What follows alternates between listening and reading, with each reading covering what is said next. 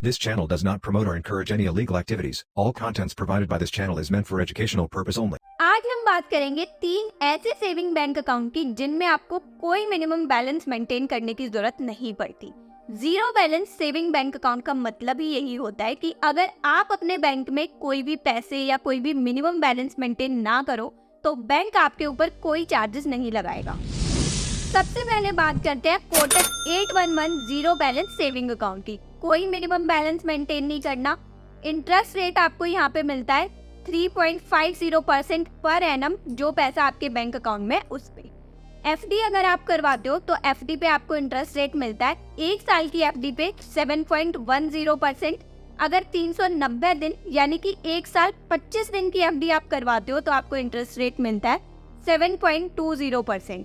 तो 25 दिन एक्स्ट्रा की ही एफडी करवानी चाहिए क्योंकि इसमें आपको 0.10% का इंटरेस्ट रेट ज़्यादा मिलेगा। इस अकाउंट को आप ऑनलाइन ही घर बैठे बैठे खोल सकते हो। फुल वीडियो केवाईसी ऑनलाइन ही हो जाएगी, आपको बैंक जाने की जरूरत नहीं पड़ेगी। अब अगर आप गूगल पे सर्च करोगे Kotak zero balance saving account तो आपको 2 बैंक अकाउंट्स दिखेंगे, Kotak 811 zero balance saving account और एक कोटक 811 एज सेविंग्स अकाउंट। तो आपको कोटक 811 एज सेविंग्स अकाउंट नहीं खोलना है, आपको Kotak 811 zero balance saving account ही खोलना है क्योंकि एज वाले में आपको मिनिमम बैलेंस मेंटेन करना पड़ेगा 10,000 पर मंथ। तो आपको Kotak 811 zero balance saving account ही खोलना है जो 100% फ्री है। आपको कोई कंफ्यूजन ना हो इसलिए इसका अकाउंट ओपनिंग लिंक मैं आपको नीचे डिस्क्रिप्शन बॉक्स में दे दूंगी। अच्छा, डेबिट कार्ड, यहाँ पे आपको अकाउंट ओपन होते ही एक वर्चुअल डेबिट कार्ड मिलता है। ये आपको आपकी कोटक की एप्लीकेशन पे शो होगा और इसके लिए आपको कोई भी चार्जेस पे नहीं करने। इसको आप online transactions, UPI transactions, cashless withdrawal सब जगह यूज कर सकते हो। लेकिन अगर आपको फिजिकल डेबिट कार्ड चाहिए है तो आप अपनी कोटक की एप्लीकेशन से उसके लिए अप्लाई कर सकते हो। डेबिट कार्ड आपके एड्रेस पे डिलीवर हो जाएगा। डेबिट कार्ड के लिए आपको चार्जेस पे करने होंगे 299 रुपीज, जिसमें जीएसटी ऑलरेडी इंक्लूडेड है, आपको जीएसटी अलग से पे नहीं करना। एटीएम से कितनी बार आप कैश निकलवा सकते हो? अगर आप कोटक की ही एटीएम मशीन से कैश विड्रॉ करते हो तो हर मंथ 5 ट्रांजैक्शन फ्री है। 5 बार ट्रांजैक्शन आप कर सकते हो, उसके ऊपर 21 रुपए पर ट्रांजैक्शन चार्ज लगेगा। लेकिन अगर आप कोटक के अलावा किसी और बैंक की एटीएम मशीन से कैश विड्रॉ करते हो तो भी अप टू 5 ट्रांजैक्शन फ्री है। लेकिन अगर आप मेट्रो सिटी में रहते हो तो सिर्फ 3 ट्रांजैक्शन फ्री है। आप बात करते हैं एक और जीरो बैलेंस सेविंग अकाउंट की, which is AU small finance bank account का AU digital saving account.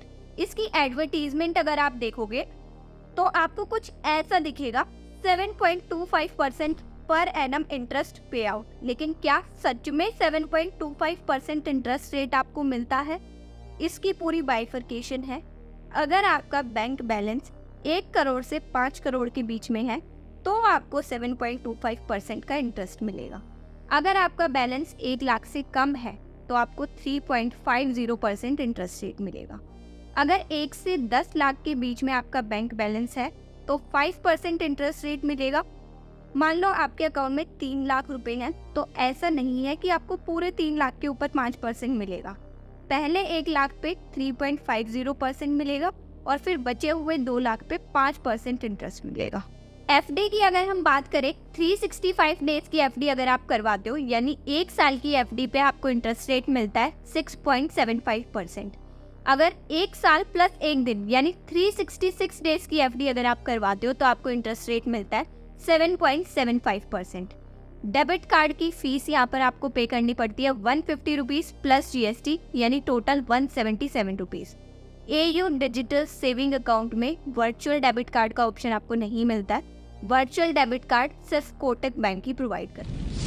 ATM transactions की अगर हम बात करें, अगर आप एयू बैंक की ही एटीएम मशीन से कैश विड्रॉ करते हो तो आप कितनी भी बार कैश निकाल सकते हो, इस पे कोई लिमिट नहीं है। अगर आप एयू बैंक के अलावा किसी और बैंक की एटीएम मशीन से कैश विड्रॉ करते हो तो 5 ट्रांजैक्शंस तो फ्री है, लेकिन 5 से ज़्यादा ट्रांजैक्शंस अगर आप करते हो तो 20 रुपए पर ट्रांजैक्शन बैंक आपसे चार्ज करेगा। एक चीज आप फेस करोगे while opening this bank account, last में जाके आपसे 5,000 इनिशियल डिपॉजिट मांगेंगे। अगर आपका किसी और बैंक में अकाउंट है या घर में से किसी का भी बैंक अकाउंट है, आप उससे ट्रांसफर कर सकते हो। ये इनिशियल डिपॉजिट है, सिर्फ अकाउंट खुलवाते टाइम एक बार आपको डिपॉजिट करना है, उसके बाद अकाउंट खुलते ही आप वो पैसे वापस निकाल सकते हो, कोई प्रॉब्लम नहीं है। आगे आपको कोई मिनिमम बैलेंस मेंटेन करने की जरूरत नहीं है। एक और अमेजिंग फीचर है इस बैंक के डेबिट कार्ड का, जिसमें आपको ट्वाइस अ क्वार्टर, एक साल में 4 क्वार्टर होते हैं, हर क्वार्टर में 2 डोमेस्टिक एयरपोर्ट लॉन्ज एक्सेस आपको मिलता है, यानी साल में 8 एयरपोर्ट लॉन्ज एक्सेस। ये फीचर बहुत अच्छे क्रेडिट कार्ड्स में भी नहीं मिलता है, डेबिट कार्ड तो बहुत दूर की बात है। और ये फीचर आपको एयू बैंक के डेबिट कार्ड में मिल रहा है, that too in zero balance saving account. अब बात करते हैं third most popular zero balance saving account की। कई लोगों को ना प्राइवेट बैंक में अकाउंट खुलवाना ही नहीं होता, उनको सरकारी बैंक ही चाहिए होता है ड्यू टू ट्रस्ट फैक्टर, या शायद उनको ऐसा लगता है कि प्राइवेट बैंक्स का कोई भरोसा नहीं है, ये कभी भी डूब सकते हैं या ये कभी भी पैसा लेके भाग सकते हैं। तो वैसे तो आपकी चॉइस है, आप अपनी रिक्वायरमेंट के अकॉर्डिंग कहीं पे भी बैंक अकाउंट खुलवा सकते हो, लेकिन एक चीज़ मैं आपको क्लियर कर देती हूँ कि DICGC deposit insurance and credit guarantee corporation एक सब्सिडरी बॉडी है RBI की, जो ये इंश्योर करती है कि अगर कोई बैंक बैंकरप्ट होता है तो ये बॉडी हर बैंक के हर कस्टमर को 5 लाख तक का इंश्योरेंस कवर देगी। मान लो आपके किसी प्राइवेट बैंक अकाउंट में 2 लाख रुपए थे और वो बैंक बैंकरप्ट हो गया, तो DICGC पूरे 2 लाख रुपए आपको दे देगा।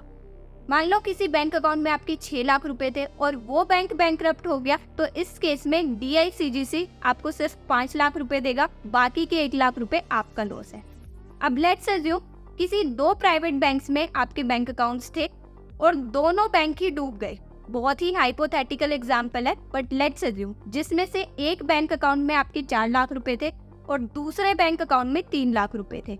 DICGC हर बैंक के हर कस्टमर को 5 लाख रुपए तक का कवर देता है, तो 4 और 3 पूरे 7 लाख रुपए का कवर DICGC आपको देगा, पूरे 7 लाख रुपए DICGC आपको पे करेगा।